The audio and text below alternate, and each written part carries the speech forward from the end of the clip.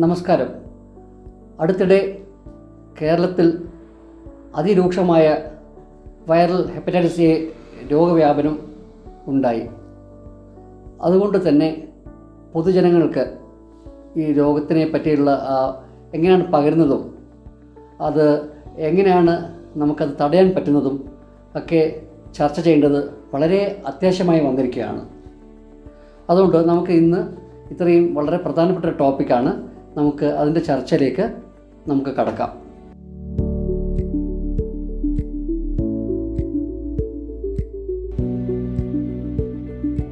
എന്താണ് viral hepatitis?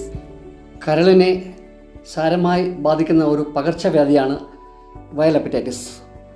ഇത് hepatitis A, B, C, D, E എന്നീ വൈറസുകളാണ് സാധാരണ ഉണ്ടാക്കുന്നത്. ഹെപ്പറ്റൈറ്റിസ് എയും ഇയും മലവിസർജനത്താൽ മാലിന്യമായ വെള്ളത്തിലൂടെയാണ് പകരുന്നത്. ഹെപ്പറ്റൈറ്റിസ് ബിയും സിയും പകരുന്നത് വൈറസിൻ്റെ സാന്നിധ്യമുള്ള സൂചികളിലൂടെയും അതുപോലെ സുരക്ഷിതമില്ലാത്ത ലൈംഗിക ബന്ധത്തിലൂടെ ആണ്. ഹെപ്പറ്റൈറ്റിസ് എങ്ങനെയാണ് പകരുന്നത്?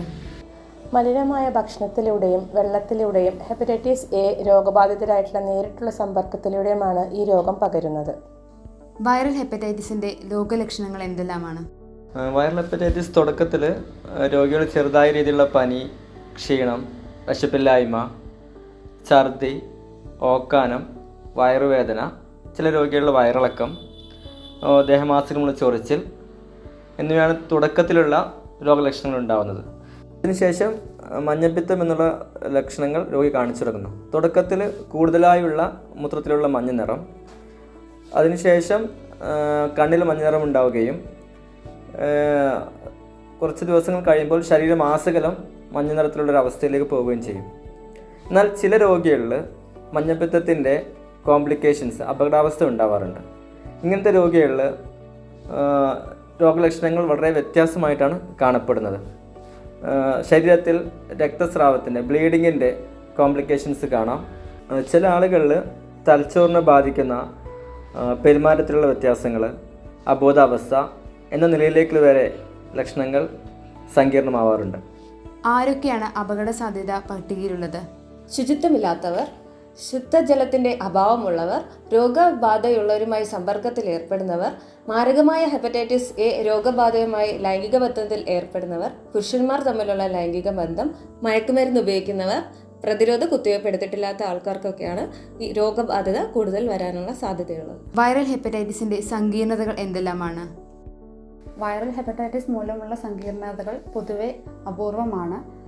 മതിയായ ചികിത്സ ലഭ്യമാക്കിയില്ലെങ്കിൽ അണുബാധ പൾമനൽ ഹെപ്പറ്റൈറ്റിസ് എന്ന അവസ്ഥയിലേക്ക് നയിച്ച് കരളിൻ്റെ പ്രവർത്തനം തകരാറിലാക്കാം.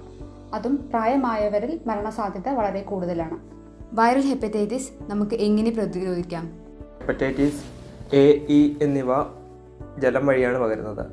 അതുകൊണ്ട് തന്നെ ശുദ്ധജലം കുടിക്കുന്നതിലൂടെ, ശുചിമുറി വൃത്തിയായി ഉപയോഗിക്കുന്നതിലൂടെ, ആഹാരത്തിന് മുൻപും ശേഷവും കൈകൾ വൃത്തിയായി കഴുകുന്നതിലൂടെ, ശുചിമുറി ഉപയോഗിച്ചതിന് ശേഷം കൈകൾ വൃത്തിയായി കഴുകുന്നതിലൂടെ ഈ രോഗം പ്രതിരോധിക്കാം.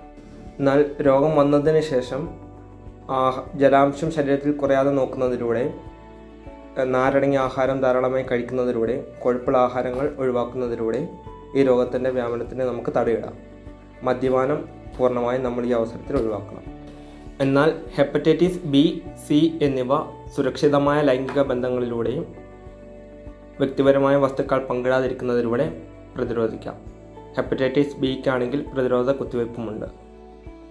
വൈറൽ ഹെപ്പറ്റൈറ്റിസിൻ്റെ രോഗനിർണയവും ചികിത്സാ രീതികളും എങ്ങനെയൊക്കെയാണ്? ഹെപ്പറ്റൈറ്റിസ് ബാധിതരിൽ അസുഖങ്ങൾ കാണിച്ചു തുടങ്ങിയാൽ സാധാരണഗതിയിൽ നമ്മൾ ടെസ്റ്റ് ചെയ്യുന്നത് ലിവർ ഫംഗ്ഷൻ ടെസ്റ്റ് അഥവാ LFT എന്ന ടെസ്റ്റാണ്. LFTയിൽ ഏറ്റവും സാധാരണഗതിയിൽ നമ്മൾ നോക്കുന്നത് SGOT, PT എന്നീ ലിവർ എൻസൈമിൻ്റെ അളവും ബിലിറൂബിൻ്റെ അളവുമാണ്. ഹെപ്പറ്റൈറ്റിസ് ബാധിതരിൽ SGOT, SGPT എൻസൈമുകൾ 500 മുതൽ 2000 വരെ ആവാനുള്ള സാധ്യതയുണ്ട്. അത് ചില സമയങ്ങളിൽ 6000 വരെ കൂടുന്നതായി കാണാറുണ്ട്.